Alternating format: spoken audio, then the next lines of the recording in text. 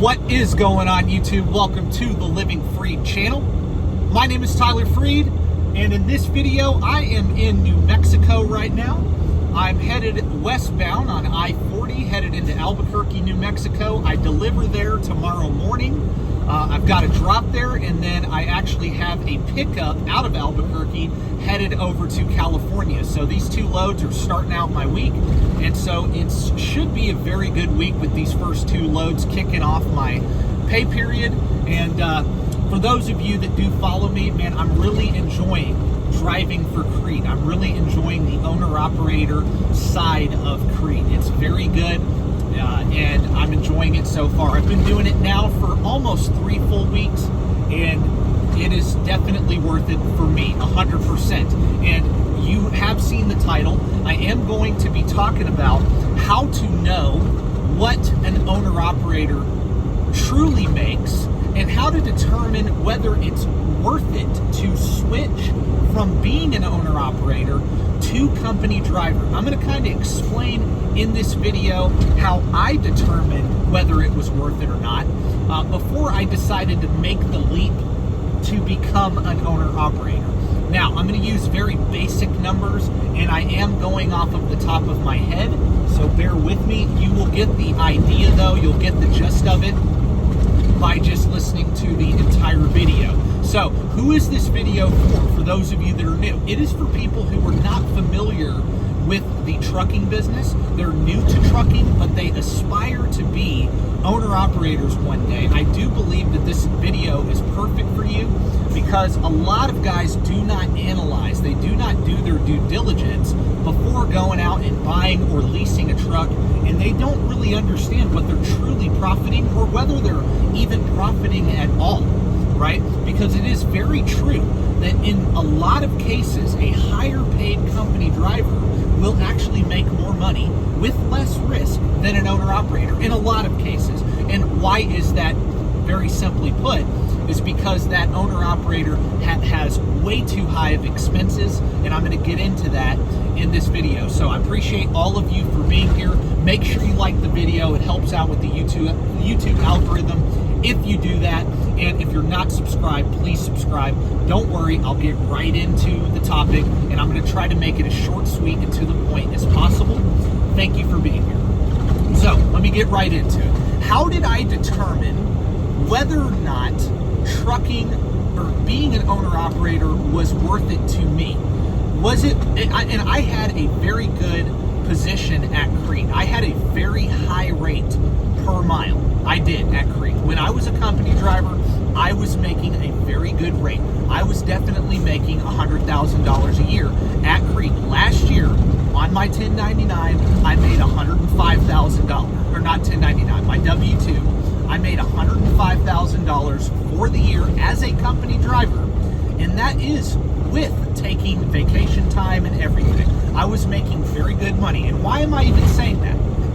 Because in a lot of cases, a lot of guys would tell me, man, I wouldn't make the switch. I wouldn't become an owner-operator. There's no way I would do that with the type of money you're making with zero risk. Now, they were very right. They were very right. Had I not had the money to go out and pay cash for this truck, had I not had the money to not only pay cash, but to have an emergency fund, a foundation laid for the business. And that is what I planned to do before I ever became an owner-operator.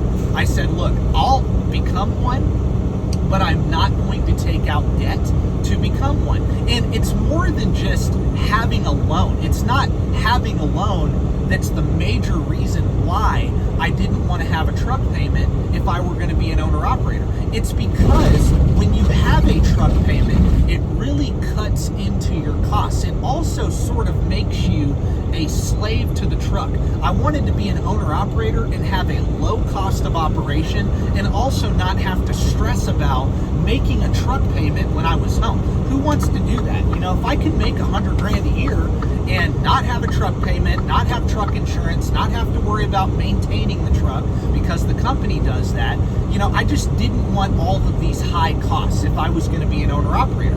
So I took my time. I drove company for about 5 years. Now, it wasn't all with Crete Carrier. For the first first 3 years I drove for Millis Transfer, a little bit smaller company than Crete, and then I switched to Crete about 2 years ago. Coming up in July, it'll be my 2-year anniversary with Crete. And a year and a half of that, well, over a year and a half of that, most of that was company. And I was making very, very good money because now you may be saying, well, I'm looking at the rates at Crete and they pay between 60 and 63 cents per mile at Crete if you're starting out OTR. That is true right now. If you're doing all 48, you make between 60 and 63. Well, when I first came here, it was during the boom time. It was during the COVID boom time in trucking, and the actual cap on OTR was up to 70 cents per mile. And I already had pretty much almost 4 years of experience, so I got a very good rate. Plus, they give you 4 cents per mile for a mileage bonus. As long as you hit 30,000 miles in a quarter, you will hit the mileage bonus, and they'll pay you 4 cents on top of your base rate. And so altogether, I was making a little over 70 cents a mile as a company driver. And I don't mind sharing it now because I'm not a company driver, but to put it in perspective, I was making very good money. Easily could make $2,000 a week as a company driver. Well, so why would you go and buy a truck? Well, being out of debt and running the numbers based on the rates that Crete pays and the fuel surcharge and the fuel discounts and all of that, based on the numbers, I saw that I could make an extra bare minimum too. In some weeks, I'll make a lot more than this, but bare minimum another 1,000 a week for running the same amount of miles. So let's say I could make 100,000 a year as a company driver for Crete, but if I go and buy a truck cash, I can make 150,000 in a year. And that's very doable. That is after fuel, that is after all my fixed costs and everything. I can do that. Now, if I had a $20,000 truck loan every year to service, we'll take 20 off of that or whatever. Now, when I say 150, you could actually do more net. You could if you just stay out here all the time and don't stop running at all. You could do better than that, but I'm doing a very conservative average on what you could make if you were to stay out and you maintain your truck correctly and you run as hard as you were as a company driver. You keep doing that as an owner operator, because a big problem too with owner ops is a lot of them, they switch from company to owner op, and it's a lot easier to make a really good check. You can run way less miles. Like you can make $2,000 a week running, especially if you're out of debt. You can make $2,000 in a week and only do 2,000 miles. You can make a little over $2,000 and not have to run that hard. Some guys actually become owner ops so they don't have to run as hard anymore. And I'm not knocking you for doing that if that's what you want to do. But the moral of the story is I'm trying to make a point about whether it's worth it to be an owner operator and how to determine that. Well, okay, let's say I'm making 150 net taxable income. Obviously, you got to pay taxes, but everybody's tax situation's different. So I'm going off of net taxable income. My taxable income was 105 last year at Crete. That was on my W-2, and I could potentially make between 150 and 175 as an owner op. So let's say I'm making 50,000 more than I would as a company driver. That's the true profit, right? That is your true profit, not 150. No, the true profit of an owner operator is what they would make above a high paid company job. What you make above what you were making as a company driver. That is your true profit. Now, how do you determine whether the rate of return or the investment is worth it? Well, just remember that 50,000 above what I could make as a company driver. Let's say I have to put, I'll do a flat number. You don't have to put this much into the business to start it, but let's just do $100,000. You're buying a truck, plus you have an emergency fund, and you got to get all this, the parts and equipment that you need, different stuff, right, to set your truck up correctly. Let's say you need $100,000, right? You invest $100,000 into your business to get everything started, and you're going to make an extra $50,000 a year, right? Well, that $100,000 investment is making you a 50% rate of return, right? So in this scenario, I would say that this investment is worth it. I'm not making $150,000 on a $100,000 investment. No, I am making $50,000 on a $100,000 investment. It could be lower than that. Like I said, this is off the top of my head. I'm using round numbers to make the point. Well, if I can make 50% on my money, on that $100,000, I got to ask myself, where could I make a 50% rate of return other than trucking? Where could I make that? Now, understand, by buying a truck and becoming an owner-operator or growing a fleet, it's a lot riskier than other investments. I would consider owning a truck definitely a lot riskier than owning an index fund, owning an S&P 500 index. I would, 100%, right? But the return, the higher risk equals higher reward. So yeah, I'm making 50% on my money, but I should make that because I'm taking a lot more risk by investing in a small startup company. That is what I'm doing, right? Versus just buying the S&P 500, where you can make 10 to 12% in the S&P 500 without taking on all of the risk and all of the headaches associated with owning a business. It could be a trucking business, it could be any business. I would look at any individual business like this, same as like real estate, owning physical real estate. I would look at real estate like this. If I can't at least make, I would say about 25% on my money after I pay myself a very good wage, it is not worth the investment because the risk is too high and the margins just aren't there. They're not. And so that's what I look at. Can you make at least 25? And 25 is the floor. 25 is the floor. Because think about it, if you own a truck and you're making 25% on your money, but for that year, so say you're making 100 at your company job, but you can make an extra 25 because you've got truck payments and stuff like that. Your expenses are a little bit higher. Well, guess what? Is that 25% really worth it? You may be saying, well, yeah, that's an extra 25%. Well, what if you have a $10,000 truck repair that you have to make? Now, you drop that 25% return down to 15% for the year.